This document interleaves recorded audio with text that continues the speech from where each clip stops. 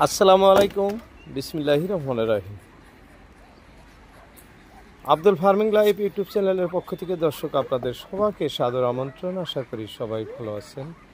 আল্লাহর রহমতে আমি অনেক ভালো আছি। দর্শক আমরা খামারি, আমাদের নানান সমস্যায় জর্জরিত হয়ে থাকে খামার। কোনোবা সময় পায়খানার সমস্যা, কোনোবা সময় ডাক প্লেগের সমস্যা, কোনোবা সময় ঠান্ডা লাগা, হয়তো সর্দি জ্বরের সমস্যা, এরকম বিভিন্ন ধরনের। কোনো সময় গুটি ওঠে সেই সমস্যা, কোনো সময় আমাদের বাচ্চার কিংবা সমস্যা, নানান দিকের সমস্যায় জর্জরিত হয়ে থাকে আমাদের খামার।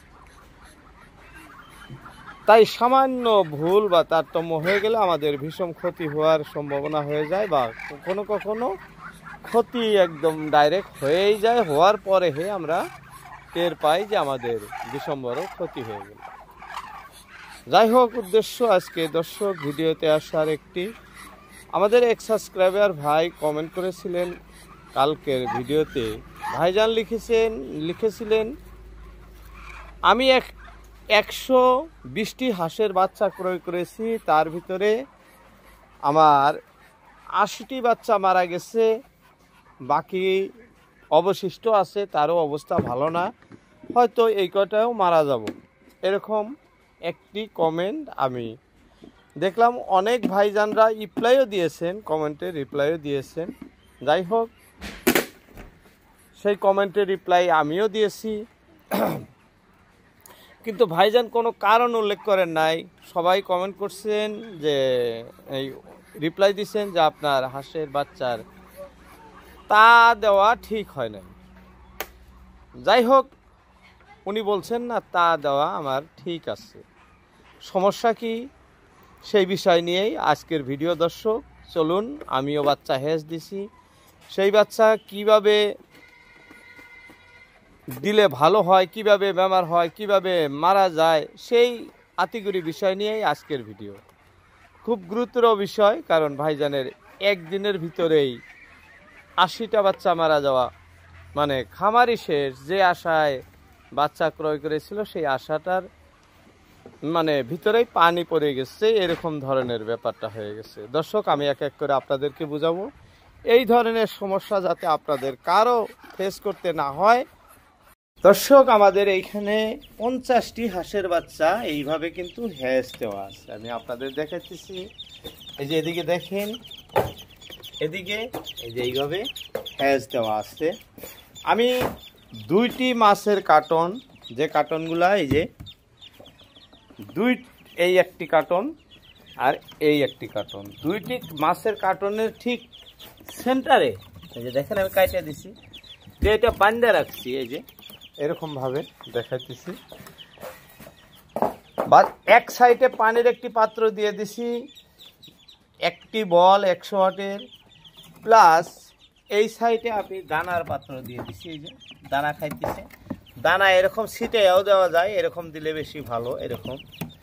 কিন্তু যেহেতু পায়খানা করব, আমার বাচ্চার বয়স 3 দিন 4 দিন হয়ে গেল আজকে, যার জন্য আমি কিন্তু দানা একটা পাত্রে দিয়ে দিছি। এই যে এরকম নামায়ও খায়, পাত্রের থেকেও খাওয়া শিখে গেছে।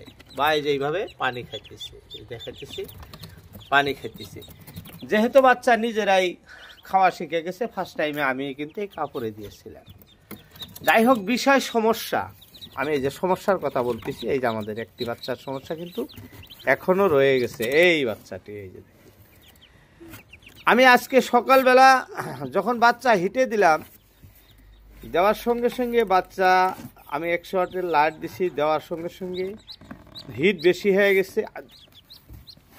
হিট বেশি হয়ে গেল হঠাৎ করে, আমি হয়তো মার্কেটে গেছিলাম, আইসা দেখি বাচ্চার হিট বেশি হয়ে গেছে। সঙ্গে সঙ্গে একটি বাচ্চা মারাও গেছে। হিট বেশি হওয়ার কারণ এটাই ছিল, আমি এই যেরকম কার্টন দিয়ে সাইডগুলো ঢাইকে দিয়ে রাখছিলাম। এই যেরকম যখন এরকম ঢাইকে রাখছি, একটা সাইড খোলা, দেখি একটা সাইড খোলা, এইভাবে রাখছিলাম, এই বলের হিটেই কিন্তু হিটটা বেশি হয়ে গেছিল। কারণ এটা থার্মোকল, সামান্য তাপ এলেই এটা কিন্তু পুরা হিট হয়ে যায়। এটা টিনের মতো নয়, হিট শোষণ করে না, যার জন্য এখানে হিটটা বাইরে যায়। এইভাবে থাকার জন্য আমার বাচ্চাগুলো হিট হয়ে একটা বাচ্চা দেখি এই যে একটা বাচ্চা দেখাইতেছি আপনাদের দুর্বল এরকম টাইপের একটি বাচ্চা হঠাৎ করে মারা গেল। হাত দিয়ে দেখি এখানে খুবই তাটা খুব বেশি হয়ে গেছে। সবগুলা বাচ্চাই এখানে কিন্তু মানে হা করে করে অল্প নিহাস করতেছে, যার জন্য আমি পরে এটা এরকম করে নামায় দিয়ে দিলাম। দেওয়ার পরে বাচ্চাগুলো অল্প কিসের থেকে এরকম বাইরে বাইর করে দিই, এরকম বাইরে বাইর করে অল্প সময় ঘুরাই, ঠান্ডায় ঘুরানোর পরও কার্টন আমি টুকরা ফাঁকে ফেলাই দিই। দেওয়াতে আমার বাচ্চাগুলো রক্ষা পড়ে যায়। তারপর থেকে যখন রাইতে টাইম হয়, বেশি ঠান্ডা হয়, যাই হোক বলতে বলতে লাইট চলে গেল, কারেন্ট। এটি হলো আপনার তাপ বেশি হওয়ার জন্য যে ক্ষতিটা হয় সেটার বিষয়ে আপনাদেরকে বললাম। কিন্তু তাপের পরিমাণ কম হইলে বা কম থাকলেও হাঁস আক্রান্ত হয় বা বেমার হয় সেই বিষয়ে বলতেছি। এই হাঁসটার দেখেন আমি দেখাইতেছি, এই যে পিছনে এই যে বাদামি রঙের পায়খানার রাস্তাটা লাল আছে, এই যে অর্থাৎ এই হাঁসটার আমরা তো কলব বেমার বলে থাকি, ডাক্তারি ভাষায় অন্য বলে, যাই হোক এই যে পায়খানা রাস্তাটা ভিজা, এই যে অর্থাৎ হলুদ হলুদ রং, এই বেমারটা যে হাঁসটার হয় সেই হাঁসটা কিন্তু বাঁচানো যায় না বা বাঁচে না। কেননা এই বেমারটা হওয়ার বেশি সময় পরে এটা একটা ডায়রিয়া জনিত বেমার, ডায়রিয়ার মতো আমরা কলব বেমার বলে থাকি।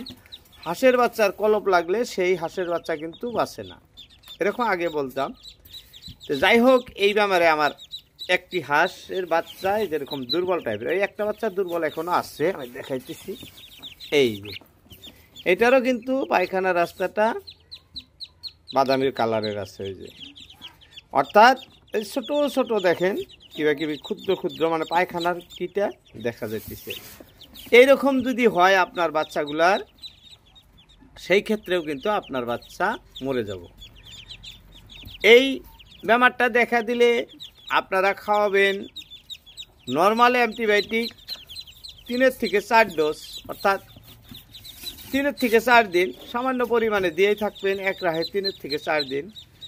যদি বাচ্চা খাদ্য ভালো খায় তাহলে তো ভালো কথা, আর যদি না, এই বেমারে দেখা গেল হাঁসের বাচ্চা খুব দুর্বল হয়ে গেছে, খাদ্য খায় না, সেই ক্ষেত্রে আপনি অরেঞ্জ দিবেন।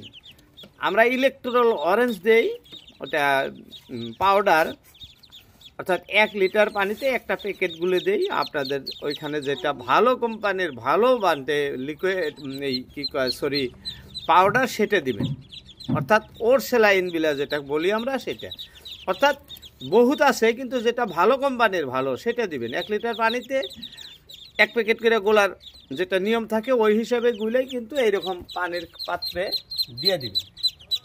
তাহলে হবো কি, বাচ্চা তো দানা খাওয়ার শক্তি নাই, কারণ আপনার হাঁসের বাচ্চা খুব দুর্বল হয়ে গেছে।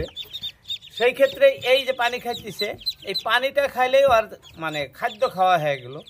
পানিতে স্যালাইন যেমন আছে তেমন আপনার মেডিসিনও আছে, অ্যান্টিবায়োটিক মিক্স থাকবো, দুইটা একসঙ্গে করে দিবেন। ওষুধও খাওয়া হলো বাচ্চার, পানিও খাওয়া হলো। যেমন এটা স্যালাইনের কাম হইতেছে, আপনার বাচ্চা কোনো সময়ই আক্রান্ত হলেও মরে যাব না যদি এই বেমার, এই পায়খানার সমস্যা দেখা দেয়, এরকম কলব বেমার, সেই ক্ষেত্রে কিন্তু মরবো না।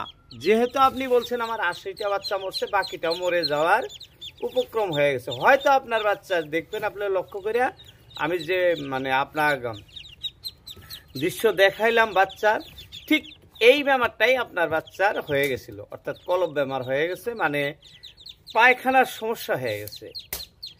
এই সমস্যাটা মেনলি বাচ্চার যদি অল্প ঠান্ডা লাগে, ঠান্ডার থেকেই বেশি হয়, ঠান্ডার থেকেই বেশি হয়। এই সমস্যা গরমের দিনেও হয়, ভাবলেন যে এখন ঠান্ডার সময়, তা না, গরমের দিনেও হয়। বাচ্চা ফোটার সঙ্গে সঙ্গে যদি সেই বাচ্চা মেশিনের হোক আর হাঁসের মানে হাঁস দিয়ে ফোটানো হোক, যদি ফাঁকে নেওয়া হয়, ফট করে যদি সেই বাচ্চাকে দূর কোনো জায়গায় যদি মানে সরাইয়া ফেলা হয়, পরিমাণ তাপ যদি তাদের গতরে না লাগে, সেই ক্ষেত্রে কিন্তু বাচ্চাগুলো এরকম হয়ে যায়। মরার এই দুইটি কারণ মেন। তাছাড়া হাঁসের বাচ্চা অন্য কোনো বিষয় নিয়ে মারা যায় না।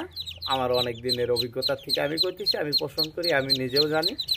কারণ ছোট বাচ্চা মরার লক্ষণ এই দুইটাই, একটা হঠাৎ তাপ বেশি লাগলে, আর না হলে যদি বাচ্চার এই কলম বেমার মানে এই বেমারটা হয়ে যায়, সেই ক্ষেত্রে কিন্তু আপনার বাচ্চা মরার মর্টালিটির পার্সেন্টেজ 100-তে 100টাই। যদি এই কলম বেমার এই বেমারটা হয়, এটা মানে ডাক কলেরার মতো একদম 0 বাচ্চার হয় এই বেমারটা।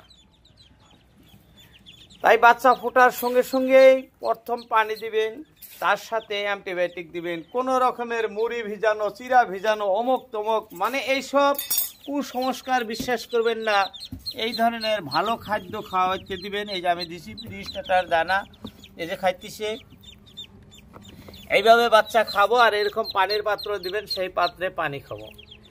আপনার কোনো একটা বাচ্চা মর্টালিটির সম্ভাবনা থাকে না, 1 থেকে 2% বাচ্চা আপনার মরতে পারে, মানি আমি।